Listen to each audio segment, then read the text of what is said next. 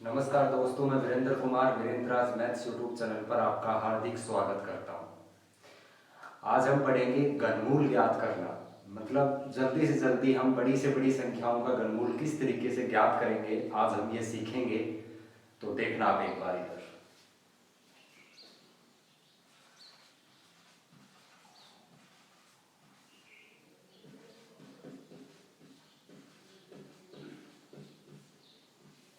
घनमूल ज्ञात करना मतलब क्यूब रूट्स। तो इसके अंदर देखो आप एक बार इधर कि जैसे घनमूल का जो साइन होता है वो किस किस तरीके से क्वेश्चंस पूछ सकता है। आपको देखो, जैसे देखो ध्यान देना एक बार। मैं आपसे ये कहूं कि आपसे ये बोल देगा कि x का घनमूल क्या होगा, या आपसे ये भी दे सकता है। तो आप कहोगे देखो ये भी घनमूल है। आप हमेशा ध्यान रखना, इसके अंदर आपको अगर 3 देगा तो समझ लेना वो पर्सन किसका है, घनमूल का है। समझ गए। या फिर आपको इस तरीके से दे सकता है x की पावर 1/3 कर देगा, क्योंकि ये जो पावर इसका जो मतलब होता है 1/3।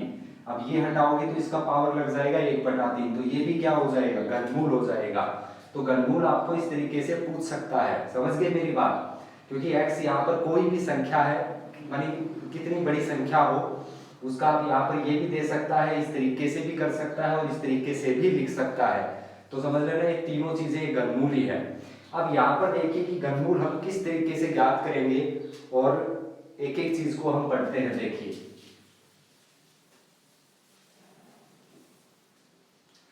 सबसे पहले अपने को करना क्या पड़ेगा, 1 से लेकर 10 तक के अपने को क्यूब लिखने हैं। देखो 1 का क्यूब 1 हो गया, 2 का क्यूब 8, 3 का क्यूब 27, 4 का क्यूब 64, 5 का क्यूब 125,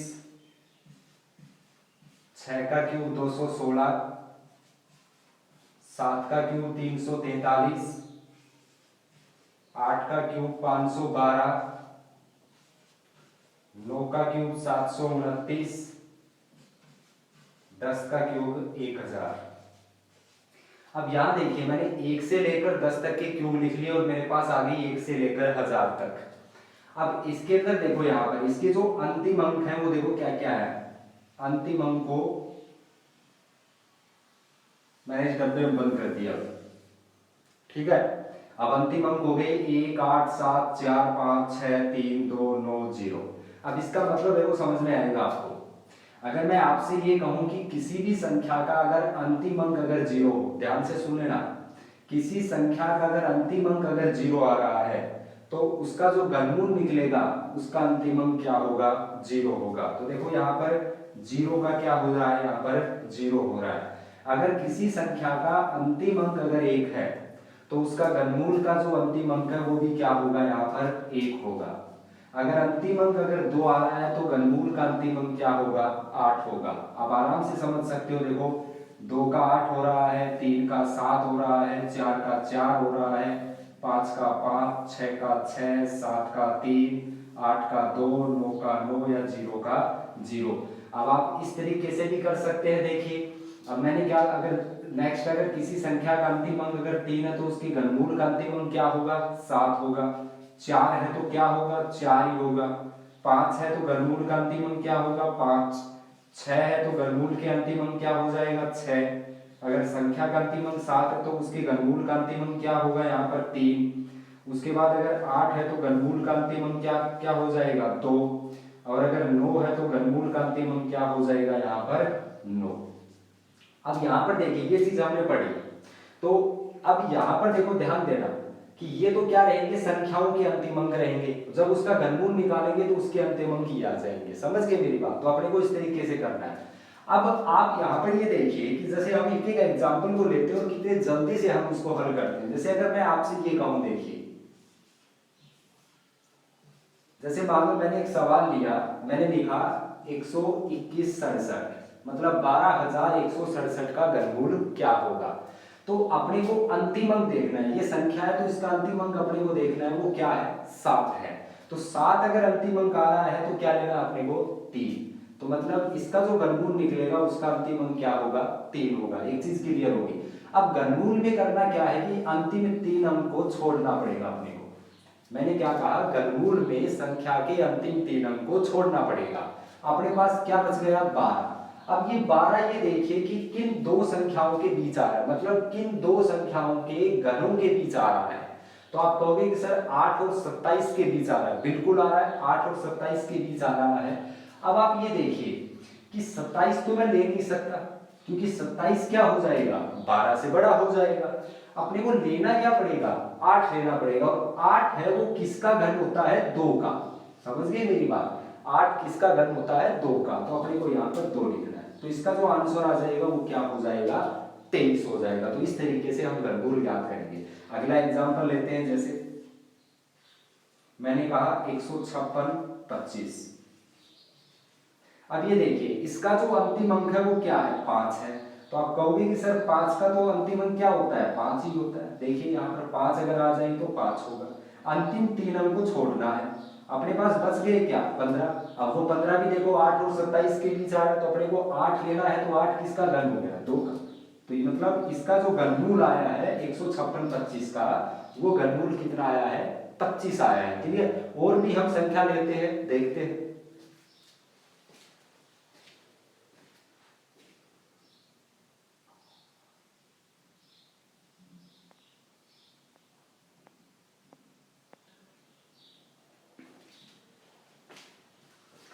अगला एग्जाम्पल लेते हैं।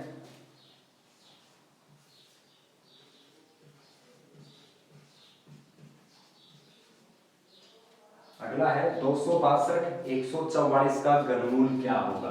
तो देखते हैं, अंतिम अंक क्या है, 4। तो अंतिम अंक अगर 4 है तो उसकी घनमूल का अंतिम अंक क्या होगा, 4। 3 अंक अपने को छोड़ने हैं। क्या अपने पास बचा है, 262। जरा देखो 262 किन दो संख्याओं के घन के बीच में आ रहा है। आप कहोगे कि सर 216 वो 343 के बीच में आ रहा है, बिल्कुल आ रहा है।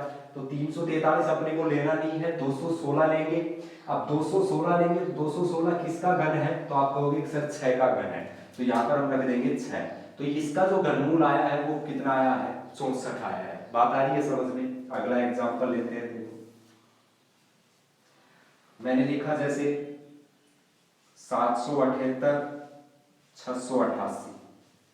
क्या लिखा है मैंने, 778 और 688। इसका घनमूल क्या होगा। तो देखते हैं, देखो 8 का है, 8 है तो उसका क्या आ जाएगा, 2। 3 डिजिट कट कर देंगे, क्या है अपने पास 778। तो आप कहोगे सर इन दोनों के बीच आ रहा है तो 1000 हम लेंगे नहीं। 729 तो मतलब किसका घन है, 9 का। तो इसका जो घनमूल है वो कितना हो जाएगा, 12। क्लियर। और थोड़ी सी बड़ी संख्या लेते हैं हम, देखिए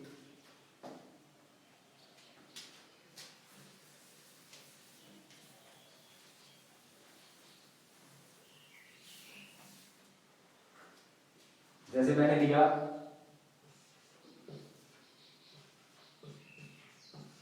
1906 624। इसका अपने को घनमूल निकालना है। तो क्या करेंगे, 4 आ रहा है तो 4 का मतलब क्या हो जाएगा, यहां पर 4। 3 डिजिट हम कट कर देंगे, अपने पास क्या बच रहा है, 1906। अब 1906 देखो, यहां देखो 10 का क्यूब 1000 होता है। ध्यान से सुन लेना एक बार, 10 का क्यूब 1000 होता है। तो यहाँ पर देखो 11 का क्यूब कितना होता है, 1331। और 12 का क्यूब कितना होता है, 1728। और 13 का जो क्यूब होता है वो क्या होता है, 2197। 13 का क्यूब कितना होता है, 2197। अब आप ये देखिए कि 1906 देखो 1728 और 2197 के बीच आ रहा है ना। तो ये तो अपने को लेना नहीं है, तो ये लेंगे। तो ये किसके घन है, किसके घन है, 12 का घन है। तो 12 का घन है तो यहाँ पर लिख देंगे 12। तो आप कहोगे कि सर 1906 624 का जो घनमूल है वो कितना आ रहा है, यहाँ पर 124 आ रहा है। क्लियर। हम जैसे एक और एग्जांपल ले देखो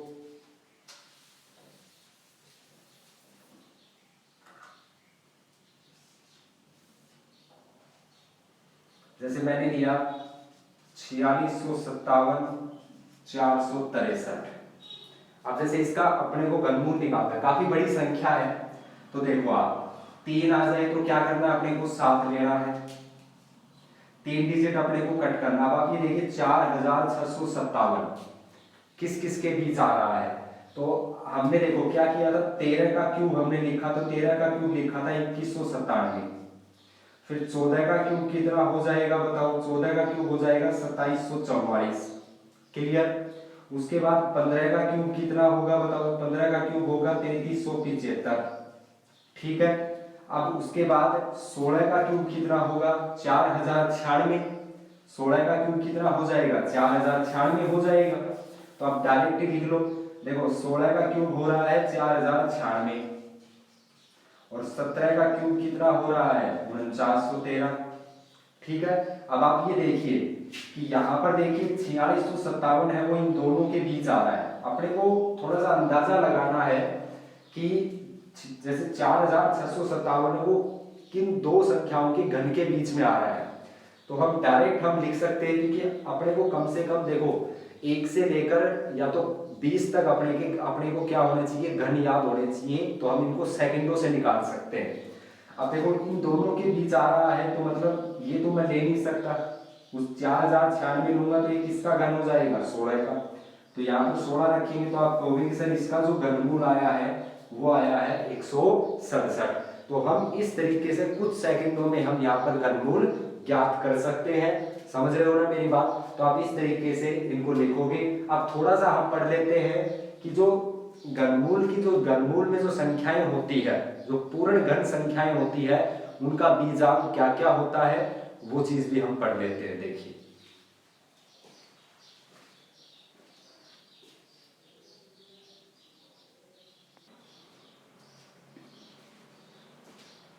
अब देखो इसके जो बीजांक होते हैं, जैसे पूर्ण जो घन संख्याएं होती है ना, जो परफेक्ट क्यूब रूट्स जो नंबर होगी, उसका जो बीजांक होता है वो क्या क्या होते हैं। देखिए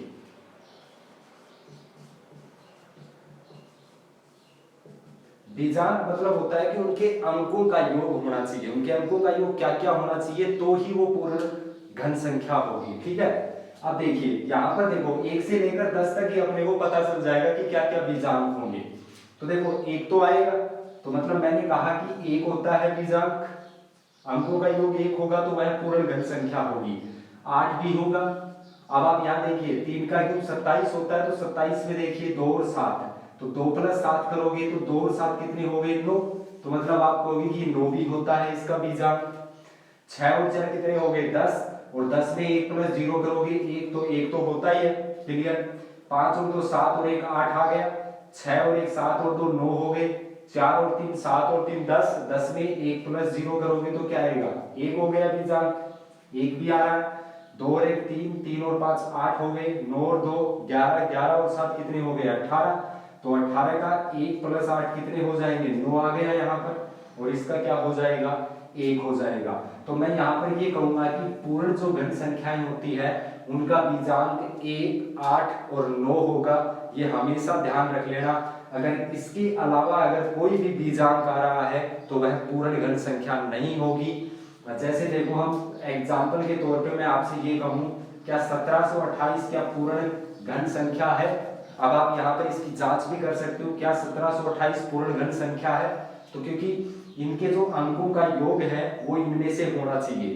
तो हम देखते हैं, देखो 8 और 2 10 हो गए, 10 और 7 17, 17 और 1 कितने हो गए 18, 18 का 1 + 8 कितना हो गया 9, बिल्कुल आ रहा है देखो बीजांक, तो ये पूर्ण घन संख्या है। अब जैसे अगर मैं आपसे ये कहूं, जैसे मैंने लिखा 1734, क्या ये पूर्ण घन संख्या है, देखते हैं 4 और 3 7, 7 और 7 14, 14 और 1 कितने हो गए 15, तो 15 में 1 और 5 कितना आ रहा है 6। मैंने क्या कहा था, अगर 1 8 और 9 के अलावा अगर कोई भी बीजांक आ रहा है, यानी अंकों का योग आ रहा है, तो वह कभी भी पूर्ण घन संख्या नहीं हो सकती। ये बात अच्छी तरीके से समझ लेना, समझ गए ना मेरी बात। अब जैसे अगर मैं आपसे ये कहूं कि मैंने एक संख्या लिखी जैसे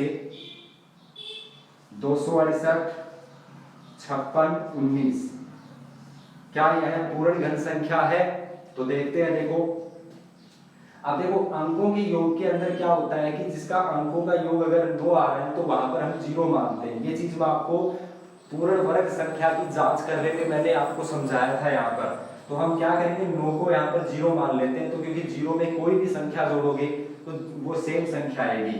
तो 9 को यहाँ से हटा दो, 8 और 1 9 हट जाएंगे यहाँ पर। तो देखो यहाँ पर और कुछ हो रहा है, देखो 6 और 2 8, 8 और 5 कितने हो गए 13, 13 और 6 कितने हो गए 19। अब 19 में 1 प्लस 2 कितने हो गए 10, और 10 में 1 प्लस 0 कितना हो गया 1। तो देखो इसका जो बीजांक आ रहा है वो कितना आ रहा है 1 आ रहा है। तो मतलब ये क्या है, पूर्ण घन संख्या है। समझ रहे हो ना मेरी बात। आप इसका घनमूल निकालोगे तो इसका जो घनमूल निकालोगे और जो घनमूल आएगा उसका भी बीजांक हमेशा इनमें से ही होगा। ध्यान से सुन लेना ये बात, समझ गए ना। जैसे अगर मैं आपसे ये कहूं, देखिए जैसे अब जैसे मैंने कहा 1331 है, क्या 1331 पूर्ण घन संख्या है? तो आप देखो कहोगे बिल्कुल है, क्योंकि 3 और 1 4, 4 3 7, 7 और 1 कितना हो रहा है 8, तो बिल्कुल आ रहा है यहाँ पर। तो मतलब पूर्ण घन संख्या के अंदर मानी बीजांक अगर 1 8 9 आ रहा है तो वह पूर्ण घन संख्या होगी। और अगर इनके अलावा अगर कोई भी बीजांक अगर आ रहा है, यानी अंकों का योग आ रहा है, तो वह पूर्ण घन संख्या नहीं होगी। समझ रहे हो ना मेरी बात। तो आप इस तरीके से हम घनमूल ज्ञात कर सकते हैं और पूर्ण घन संख्या की भी हम जांच कर सकते हैं, ठीक है ना। तो ये चीज थोड़ा सा आप ध्यान में रख लेना।